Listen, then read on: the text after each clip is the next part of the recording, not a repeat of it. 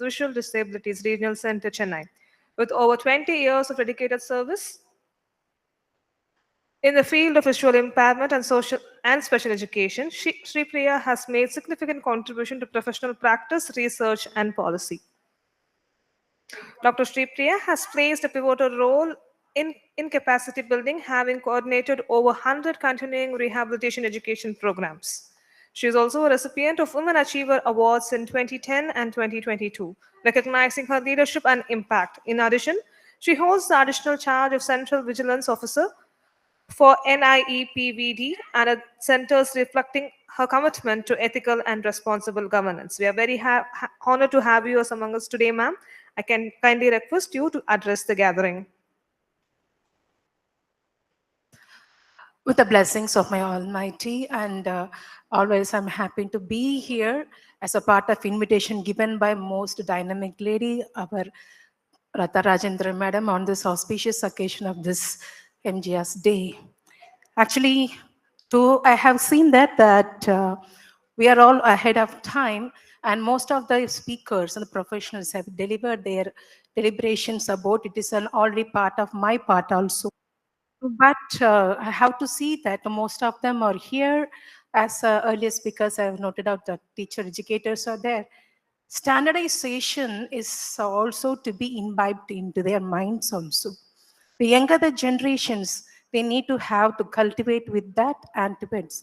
Because when we think about a product for any person with disability, whatever may be the factor of their challenges, they come with their idea of that user recognition. But the standards, what are it is coming into existence, and how our Indian life, Indian structure is taking into existence is always a matter of the debatable concept understanding. So now this will be in such a way that I'm just handling the topic about standardization of products useful to the individuals with visual impairment.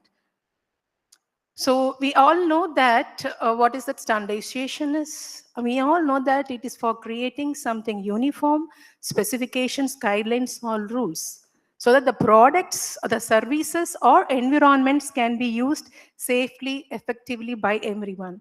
And in continuation to that, why we need to have standardization in the disability sector? Because as everybody said, it is ideal for improving the quality and the safety of the product. So we can see that ensuring compatibility and interoperability of the technologies, whatever we are hearing about, and facilitating procurement through clear specifications, supporting the policy, training, and service delivery system. For that aspect, we have to see standardization is a must. So what is the purpose? The purpose is to see that all the products are accessible and usable. So we are all have to change about that. What about that equality, equity, and then going for that accessibility and sustainability? So in that it is a case, we have to see how it is accessible and usable, and how it is ensuring the safety and consistency. And while all these products and everything is emerging out, to see that how the barriers it is encountering and it is lessing it. And also we are in the stage to see that there is a need for legal and technical framework for manufacturers and service providers. What happens without the standards? When the standards are not, as Madam has said, user needs cannot be met, and wide quality and usability will be on offshore and be inaccessible or unsafe, and it becomes difficult to maintain or the service. So why standardization is critical? We always say standardization is critical, especially when we talk, since my topic is oriented with visual impairment, I'm on journaling with them to see that the visual impairment assistive products are not their accessories, but it is their lifelines. So standardization is essential in this part to ensure that there's safety and the usability, as well as you can say about the reliability and the compatible and equitable. In compatible, for instance, I can say about how the screen readers, they need to work with the different operating systems, websites, and apps. So this standardization has to be very critical, because in any of the aspect, it tends to see that some sort of confusions or commotions has to take place to the wide level of users. So for example, you can see that there is a public building that installs a braille signs. The size and the spacing of the braille dots are characterized to all visually impaired users can read them comfortably. You can see that is in the railway stations, how that is a map, roadmap has been given in Braille format. And you can see the universal declarations, how they have promptly tried to utilize over here. When you can see the university pattern, how the students with visual accessibility can begin. And you can see in the diagrammatic exposure of understanding when he's going for any public place, especially in the government hospitals or anywhere, when there is such kind of descriptions over there, which is a standardized form, it helps him to access to that one. So when we are gathering to this one, so we need to know what type of, we can say, international standards our government in Indian standard they have taken into consideration and how far it has been implemented. So before going on that part, we have to see the technical insights as there, what standardization actually covers. So standardization actually covered, there are 4 pursuits are there. First one is called product design specifications. So what will be the product depending upon the disability requirement and the tactile interference dimensions, buttons or surfaces, and audio feedback and the decibel levels, and then haptic vibrations, patterns, how we a requirement of the various usability, materials and durability requirements. And then we have to say safety tolerance, that is example, you can say impact on the resistance of canes. When we say that modern cane, we have given out that, can say cane variations have come. When the technology has been given and we given the smart canes to them, it is, we have found out the major user about using all these devices, and the impact of the study revealed to that they are better comfortable with the regular cane than the forward canes. So we have to see how it is accessing to the individual user need. That's also there. So the product design specifications has to be there. Second is the performance matrix. Products can be designed, but what about the performance metrics? The assistive products must be measured for what are the aspects of accuracy. So when I say this, it's essential for navigation as well as you can say obstacle. Wherever the obstacle part has to be detection. Second is the latency. The way we use and how the technology is getting oriented with us and is starting to give out that vibration effect or whatever the aspect we are requesting for, that latency response time has to be taken into consideration, right? And the next is reliability. What about the failure rate? Some are accessible, some are not able accessible. One of the government features, I don't have to say that, they brought with one particular system. It has been advised to them that this device is very much good enough, you can give it for everywhere. But when the technical experts, as we when we invited, it was seen that it is only for the, there was a forge about the government system stating that this has to be implemented and has to be given to all students with visual impairment as a must. But the product is not able to see that level of the performance. It was good only for the school educators, but how that product can be given for higher educators. So these things, when you say performance levels of matrix has to be taken into consideration. And then the battery life, not only for anywhere, we can see this battery life is always putting us into a prompt problem. And environment resilience, you are creating, whether you have to see it's adaptable to rain, heat or dust, and what about handling. The next you can see is of accessibility and compatibility. Examples for software, we have to see the screen reader compatibility is there. Whatever the smart home deliveries has to be there, and how about assistive technology and then this ICT interoperability. Because one system is there and how far all the softwares and app materials, everything, this interoperability is there, that has to be seen. Next is about the usability and human factors. So minimal cognitive strain. Wherever it is, we see that the strain, wherever go, that is be minimal. Second, we can say is intuitively, it should be tactile or auditory feedback is essential, and learnability for novice users. We can say technology is guiding us, but there are people, in spite of that technological understanding will not be there. There should be some communications for them, even if a new technology is being given to them, how it is to be operated. For instance, one of my in our center, there was a smart glass. It was introduced to us. So we're very happy that no more number of beneficiaries we were able to cover. But what happened is there was no proper training or proper how has to do.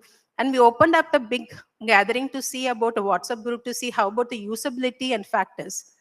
But none of them were not able to do that. But you can see that there is significance of the training and how operational and how it is to be delivered. They have to have some sort of reader reference for them to make them to idealize that component understanding and to use it.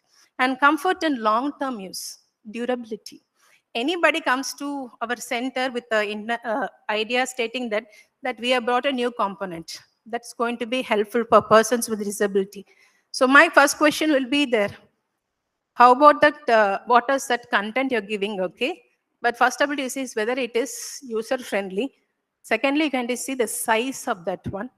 Third, you can see whether it's economically affordable by any group. And fourth one stands over there, see what is about the survivability. If it goes on repair, serviceability.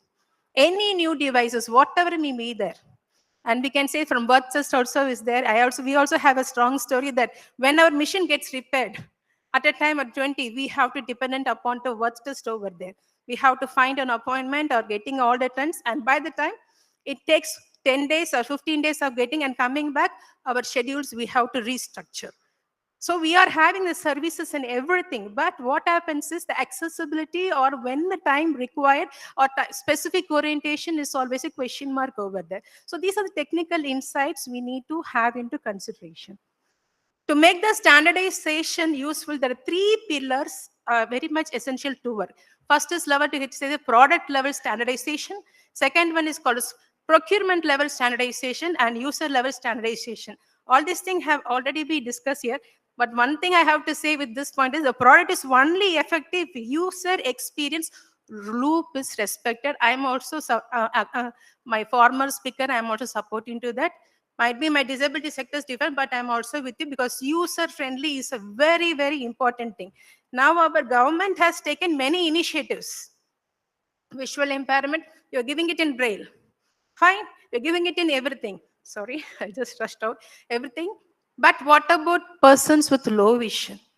Every low vision have the distinctive features. They're unique one or the other way. Then how you are going to be there? So these are the key standards for products and accessibility international standards. I'm giving this application how it has been taken to our Indian standard. I'm just giving you an example. For example, this ISO 23599 tactile working surface indicator is a standard, international standard. It is in our country, we are using it as guidelines for tactile surfaces to assist the mobility. Most of the metro stations in Delhi Metro, Chennai Metro, Bangalore Metro, they are also using these tactile paths leading from entrances to platform. Also in Indian railway stations, they use these truncated dooms near the platforms, edges to alert visually impaired passengers. The next I come to see is about ISO 17049, braille on equipment or signage. So this, what it covers is, it is covering about what should be the size of the braille, where it should be placed, and the materials for signs or appliances. So example and applications in Indian contents, you can see that elevators in government or corporate buildings, you can say about secretariat buildings, airports and hospitals, they have braille on elevator buttons. Indian railway trains use braille signages for coach numbers, seat identifications of AC coaches. And we can say PREN 18156, the braille raised and raised characters is harmonized similar practices. What is tried to cover to say tactile signage or routing? For example, airports, AAI managed airports such as Chennai, Delhi, and Mumbai. They provide these tactile braille maps and raised letter signs for restrooms, boarding gates, ticket counters, smart city, bus terminals, including tactile and raised signage in newly upgraded facilities. And you can say about the standard, EN 301-549, that is ICT product accessibility. So reference in Indian ICT procurement. So what it covers, you can see is about the digital and ICT product accessibility. So nowadays in our government portals like this DigiLocker, Umang, Aadhaar services, these support the screen readers. Even IRCTC websites and apps have similar screen reading friendly navigation. Also, you can see Accessible Digital India campaign aligns ICT products with the so-and-so standards. So this is one of the international standard. When we talk about another standard is called VPAT, Voluntary Product Accessibility Template. So how we are working over here, reports how ICT producers meet accessibility laws. So used by the vendor supplying softwares to NIC, MEITY and government department to show compliance to the guidelines of the Indian government website. GIGWs is the what are the governmental routes we have to go for the Indian standards for website. Softwares of smart cities and e-governance projects often requires VP80 for procurement. So these are the international standards. As we said, how that international standards we are taking into that one and how we are affecting it. But in addition to that, what are the international, our Indian specific supporting frameworks are there is our PWD Act. It mandates accessibility should be in building environment, ICT, transport, and government documents. And also you can say as per as harmonized guidelines and standards for universal accessibility in India, according to 2016 and 2021 update, tactile pathways should be in public buildings. And then brain signages in key areas, accessibility in ICT kiosks, high contrast layouts for persons with low vision.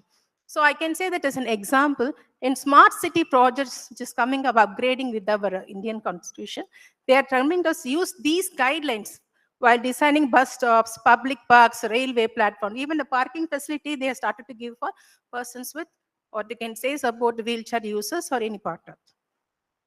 So the India apply how this India is applying these standards is through Accessible India campaign, that is Suganya Bharat Abhiyan, Smart Cities Mission, the Indian Railways and Metro Modernization, Digital India or Accessible Digital India, Harmonized Accessibility Guidance and RPWD Act enforcement. So thus, while the origin of this ISO or ENVP80 is international, the implementation in India, we can sincerely, visibly, we can see it in transport infrastructure, public buildings, ICT platforms, banking, and in education, right? So this is the aspect one. We have to see what is the future. Now this is the existing condition. So what is about the research we need to do in future? Certain ideas we can in. As we can say that previous point is a multimodal interfaces are very much essential for futures. There are many studies that show that single sensory channels like only audio or vibration can overwhelm or confuse the users. So the research direction is multimodal feedback loops are essential. For example, it is a need to have a combination of audio, haptics, and spatial cues. Also, can say the context-sensitive prompts. So this supports, when this will take into consideration, this may definitely have a given supports for vibration intensity levels and frequency modulation and sound specialization norms. This can be there. And next is about AI and computer vision devices need about the new standards. We all know that the emerging devices at present we are having with respect to field of disabilities about AI smart glasses and LIDAR-based scans, obstacle recognition mags. But you have to see that we need required standards for detecting the accuracy, the latency, false positives or negative rates. Every device has, and that has to be there. And environmental adaptability. And fourth is called user privacy. Any device is addressing to user privacy, it is also be taken into consideration whether the camera plus this AI ethics is there. So the regulations must now consider data governance and real-time reliability. So next, when we talk about the third aspect is about a lifestyle, life cycle and sustainable standards. Assertive products often fail due to, as earlier noted by everybody, battery degradation, lack of spare parts. Next is lack of service centers. The future standards, it needs life cycle testing norms. Secondly, model repairability. Third one, spare part availability criteria. Fourth one is e-waste management guideline. This is very, very taken into consideration. We are sensitizing our children to say that you start using that. But when they start using this, when these standard factors are going down, equipping them back or coming back or forcing them to get into consideration, it's always a question mark from the basic level. Then about the localization versus universal design. So tactile paving may differ by country, causing confusion for international level. The debate we have to evaluate was universal tactile norms. What is one, when you're going for international, somewhat different and here different. When we talk about Braille, foreign Braille, and we're doing Indian Bharati Braille, All right, all these things are so universal tactile norms has to be considered, and localized braille languages, multi-language speech output in devices. When this JAWS was introduced for the first time, the screen reading software, it was an eye opener for the field per person with disability. But it was cost high, and some people started to use only pirated version. But when this NVDA software, open source was given, in more than 16 languages, Indian languages, everybody got accessibility to it. And this multi-language speech is that everybody feels that I can use it. They are user friendly, we are user, we are capable to use it. And now what happens is the competition among them spreads to see how the individuality can come out. So standardization must balance universality and contextual cultural needs. So the policy recommendations for accessible technologies in India, some recommendations we would like to project in this because this is forum. So a little bit of understanding we have taken. So projection here is national assistive technology quality assurance and certification is required. So we are requesting to promote for creation of ATQA quality. So Ministry of Social Justice and Empowerment, BIS, CDSCO, the Central Drug Standard Control Organization to have this one. So mandatory certification for mobility and digital devices. Now how UDID card is giving a good impact. So we need to have the same way over here, the mandatory certification. So when the mandatory certification is there, its duplication will be avoided. The quality and configuration can take place into well. So white canes, braille displays, smart canes, and AT apps. So outcome we can say this, you can eliminate low quality products and improve the safety and durability. The second point of projection we would like to present here is standardized procurement for government and schools. Common spec sheets. So what is about it? What is not it? All the spec sheets for AT procurement across this MSJE, MHRD, SSC and state is very much essential. And include training. As I said, you need training, servicing and warranty conditions. When we start to work on this also, what happened? Better value, equity, and long-term usability will be there. Equality is there. Now we have to go into the next phase of equity, then this has to be taken into consideration. The third point which you'd like to put in presentation over here is right to accessible ICT. Expand GIGW, that is the guidelines for Indian government websites and as well as BIS to mandate our accessible in forms of apps or ATMs, kiosks, elevators, or public signage, wherever that we have to come. So when this has been done, it is a generalized outcome will be that improves the independent access to digital services and public spaces. And then when you talk about the smart cities accessible integration, so BIS and Ministry of Housing and Urban Affairs to enforce that the tactile paving, audible crossing, braille, the signages and access transit information, all these things when it is been implemented, we can have that outcome, safe and independent urban mobility for visually impaired. And then 5, when we talk about this national curriculum for orientation, mobility and product use, it's a much wider one. So when it is RCI and MHRD, they can standardize this orientation mobility for schools and rehab centers. The outcome would be that proper device use will be there, fewer accidents and reduced abandonment. And last but not least, and the sixth point is strengthening the Make in India for AT. So PLI initiatives for local manufacturing, repair and R&D. So IITs, NITs and NIEPVD or any national institute, they have to strengthen with that one. When we do that, it can lower the cost, better availability and sustainable ecosystem.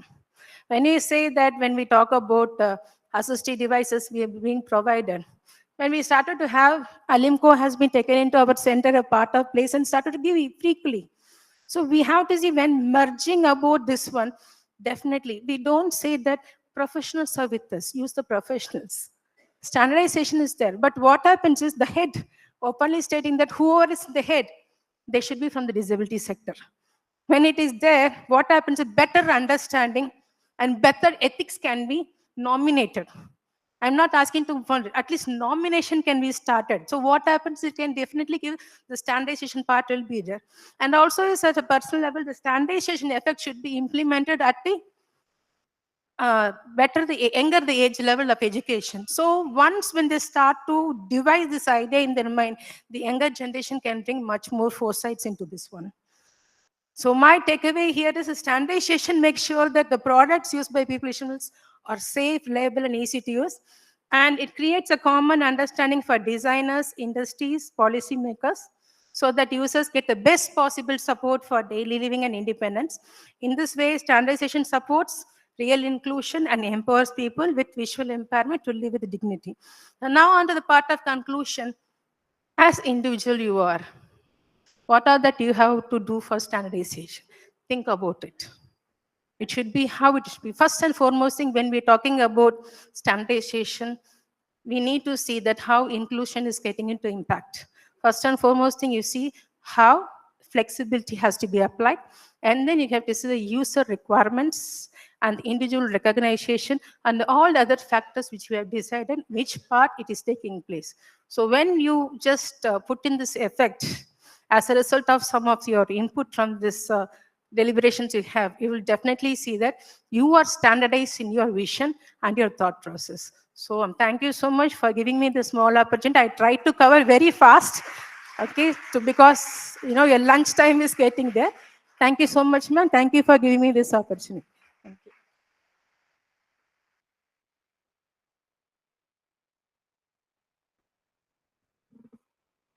Thank you so much, ma'am, for your valuable address. You can now break for lunch and be back for the post-lunch sessions by 2:15 p.m. Thank you so much.